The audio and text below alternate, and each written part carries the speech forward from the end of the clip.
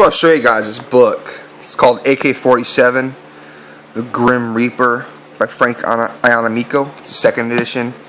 I mean, this book is just incredible. I mean, first of all, look how thick this dang thing is. I mean, it must weigh as much as, hell, it weighs more than an AK. Twice as much as an AK, probably. But yeah, it's like 1,000 freaking pages in there. What is it like? Let me see. Yeah, 1,086 pages. But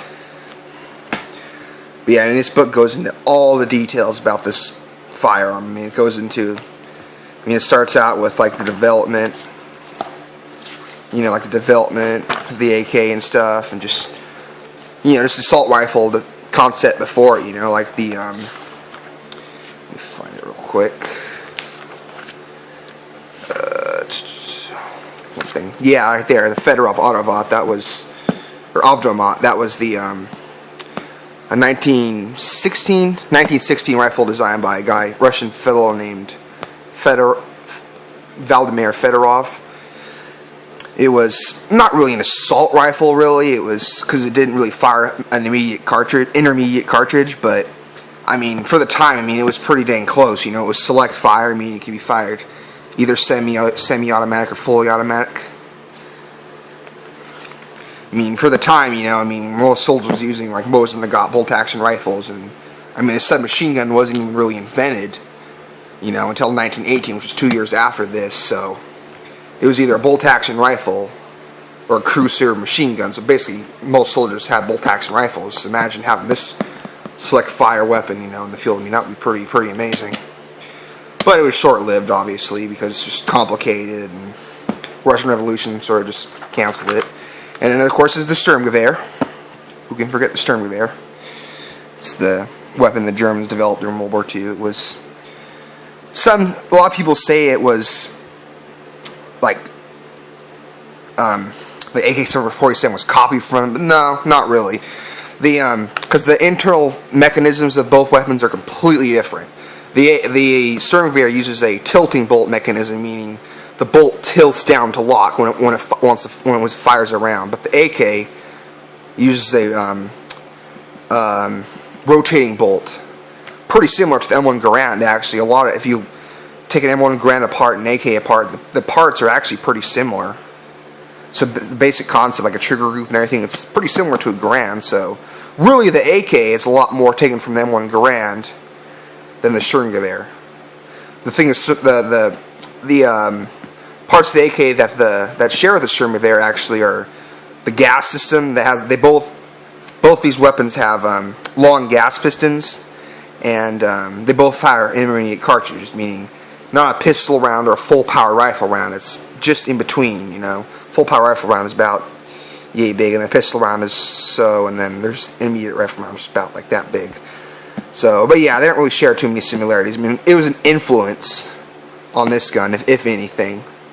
That's about it, really, more just an influence. But yeah, I mean, this book is just, oh man, it is so freaking cool. I mean, just look at all the details, just every single thing about the AK that's, been out there, every country. I mean, you got Poland right there, East Germany, I read that section yesterday. East Germany, they started out, obviously, because they didn't really have many weapons after World War II, so they started off with the milled AK, that's the East German version. Notice it doesn't have a cleaning rod. That's because the Germans, they have a separate cleaning system than most other countries. Most countries use a cleaning rod, it's usually the AK's stored, the cleaning rod for the AK is stored under the barrel right here, but there's no provision for it. So what they do is they have this little cable, kind of like a modern bore snake, sort of, but it doesn't really have like a brush or anything on it, so just you have to put the patches and everything on it. So, but yeah, the Germans use that mechanism. And then there's the first AK, they called it the MPIK. And then they transitioned to the, let me find a picture of it, the stamped receiver AKM. Now, about the AKM, a lot of people who see an AK-47 and think it's an AK-47, probably about 75-80% of the time it's going to be an AKM. AKM was, the biggest difference between AKM and AK-47 is the receiver. Notice the AKM has the receiver, this part right here, see my two fingers, that's the receiver. The AKM has, the most notable, there's a stamp receiver AKM and a milled receiver AK-47 is, on a stamp receiver AKM there's this dimple right here, this deep dimple, and then there's two rivets right here. On a milled AK-47, you see, it's a bit different because it doesn't have that dimple or the rivets. It has, the easiest way to tell a milled AK-47 is this shallow lightning cut right here. It's because this whole piece right here wasn't stamped like an AKM. It was milled, you know, milled out of a solid piece of steel. So I mean, it's a pretty time consuming, you know. So that cut right there was just to lighten it, you know, save extra weight, shave away non-essential material. Basically, the reason they went to the AKM was because, you know, it was a lot cheaper to produce, and originally Kalashnikov wanted the AK to be a stamp receiver gun anyway. I mean, all AK-47s, with the exception of the very early designs, are milled receivers. But like a Type 1, there's three different types of AK-47 actually. There's a Type 1, which is color pictures back here, I'll show you. Alright.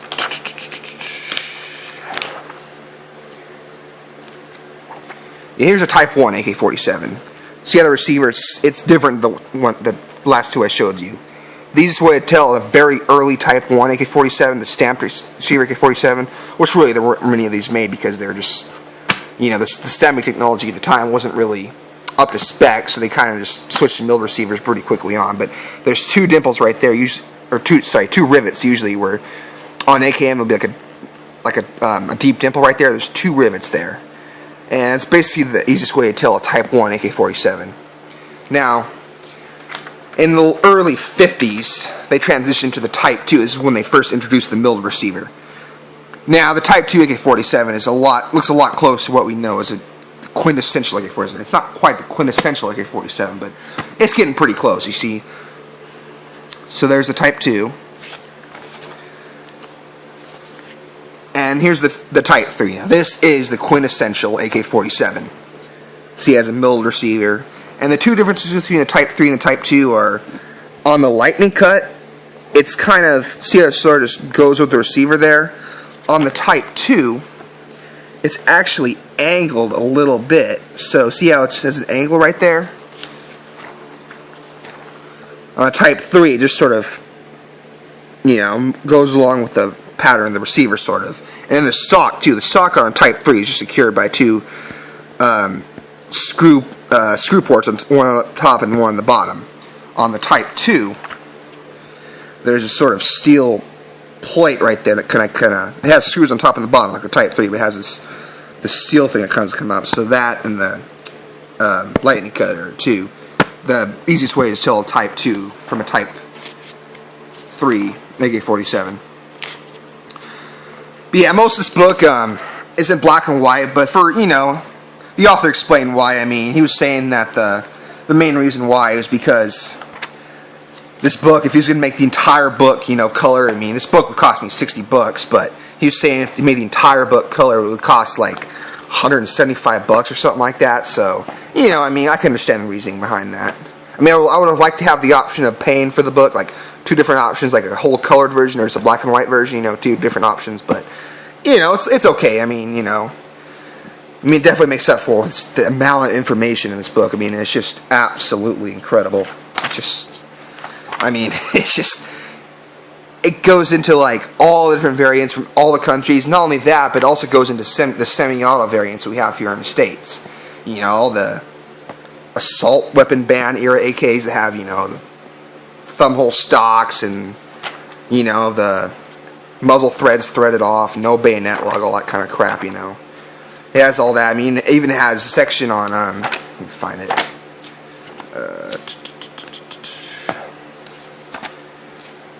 It's way back. This book's huge.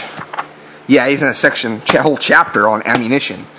So it has all the original Soviet stuff and all the, you know, modern offerings you can find nowadays. Yeah, here's some original Soviet stuff and goes into detail about each of those. armor piercing incendiary tracer.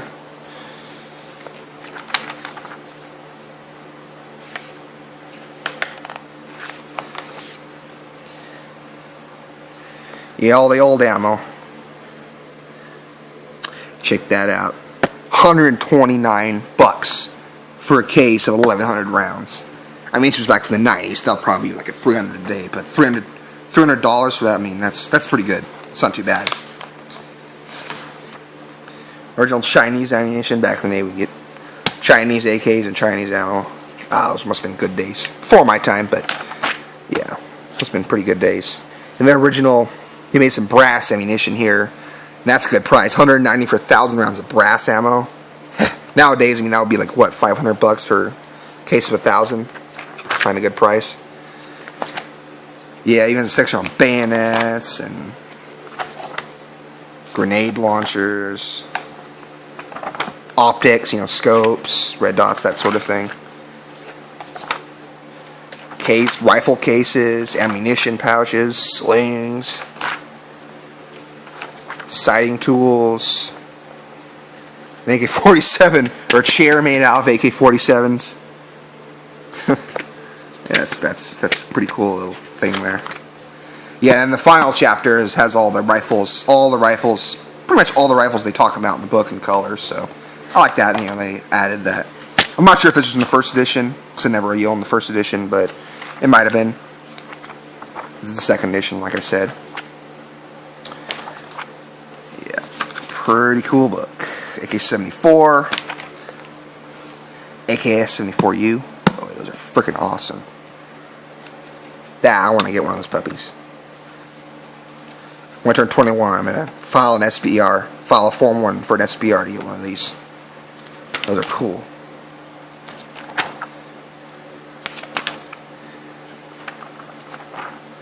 The Russian AKM. Yeah, that, like I said earlier, that's probably the most ubiquitous version of the AK you're going to find in the world today is the AKM. Stand perceiver, you know. Most frequently produced model. AK-74, yeah, that's a favorite one right there. The earlier ones, the wood stocks. Later on, they transitioned to the plum furniture, you know, in the late 80s, and then in the 90s, they transitioned to the AK-74M, you know, which is what we have today. Side folding stocks, you know, optics rails on the side. But yeah, if you're into the AKs, I highly recommend this book. It is just absolutely amazing. I mean, this is the book on the AK-47 and its variants. So yeah, I got this from $60 on Amazon. I mean, I've seen them go for a lot more than that. You know, over $100. Like the first edition. I mean, if you can still find a first edition, those are going for like $200, $300. So, you know, the second edition they released just recently. So, but yeah, highly recommend this book. Pick it up if you can.